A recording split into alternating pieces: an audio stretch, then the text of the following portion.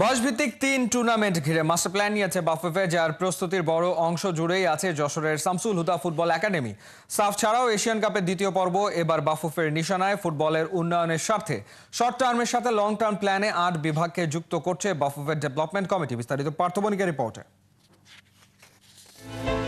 এলমান Matin England থেকে, Abdul Kadir from Italy, Farzad Aftab straight out of USA.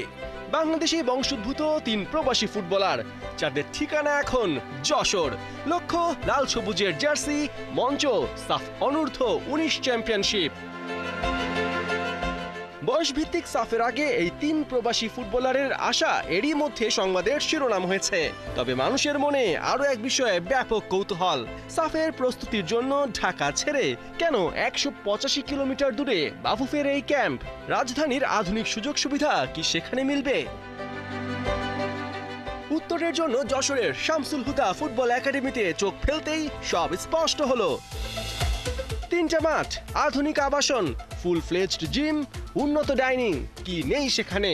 ৬৫ বিঘার এই একাডেমিতে যা আছে, ঢাকায় তা এক কমপ্লেক্সের ভেতরে মেলা বেশ মুশকিল।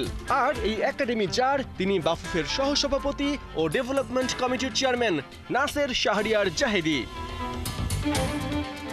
যেখানে বিভিন্ন ফেডারেশনে পদ পদবি ব্যক্তি স্বার্থে ব্যবহারের অভিযোগ আছে, সেখানে নাসের শাহরিয়ার জাহিদি নিজের ফ্যাসিলিটি জাতীয় দলকে দিয়েছেন সম্পূর্ণ ফ্রিতে। কিভাবে এলো এই প্ল্যান আর কেমনই বা মিলছে ফিডব্যাক? বাফুফের সহসভাপতি জানিয়েছেন পর্দার আড়ালের সব কথা। ঢাকাতে আমরা টিমকে রাখার প্রপার জায়গা, কমলাপুলে যেটা আছে সেটা প্লেয়ারদের অনেক কষ্ট করে থাকতে হয়। তো সেজন্য আমরা যশোর ফুটবল একাডেমিতে, ওখানে যেহেতু সব সুযোগ সুবিধা রয়েছে, 3টে খেলার মাঠ তাদের জন্য রেডি থাকবে প্র্যাকটিসের জন্য, খাওয়া দাওয়ার জন্য প্রপার ডাইনিং হল, ট্রেনিংয়ের জন্য অডিও ভিজুয়াল ক্লাসরুম, যেখানে সফটওয়্যার দিয়ে আপনি প্লেয়ারদের মুভমেন্ট, কম্পিটিশন মুভমেন্ট এগুলো মনিটর করা যায়।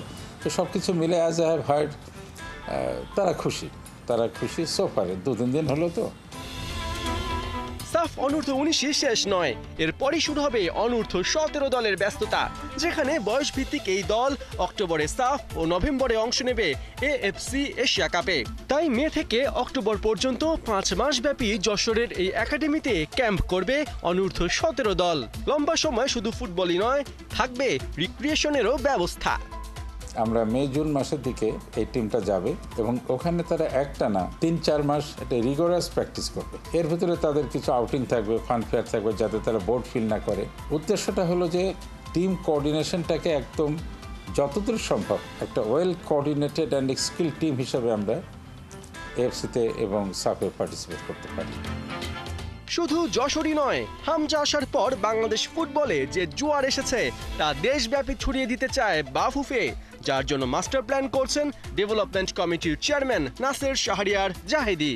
আমরা অত্যন্ত আশাবাদী যে আগামী 2026-এর ভেতরে আমরা অন্তত 8টা বিভাগে 8টা একাডেমি আমরা প্রতিষ্ঠা করার চেষ্টা করব সরকারের সহযোগিতায়। সেটা যদি হয়, ওটা আপনি দেখবেন ফুটবলের ডেভেলপমেন্টে, ফুটবলের উন্নয়নে একটা বিশাল মাইলফলক হিসেবে দেখা দিবে। বাফুফের দায়িত্ব নেবার পরেই অব্যবস্থাপনার পুরনো মরিচা ঝেড়ে ফেলেছেন তাবিত আওয়াল, যার পরিপ্রেক্ষিতে ফিফার ফাইন্যান্সিয়াল রেস্ট্রিকশন থেকে মুক্তি পাবার পর এবার এএফসি থেকে স্টেডিয়াম প্রজেক্টের আওতায় 4 বছরের জন্য বাফুফে পাচ্ছে $1 মিলিয়ন, যাকে প্রপার ইউটিলাইজ করার জন্য রোডম্যাপ এরই মধ্যে শুরু করেছে নাসের শাহরিয়ার জাহেদির ডেভেলপমেন্ট কমিটি সহ অন্যান্য অংশীদাররা। পার্থবণিক, ৭১, ঢাকা।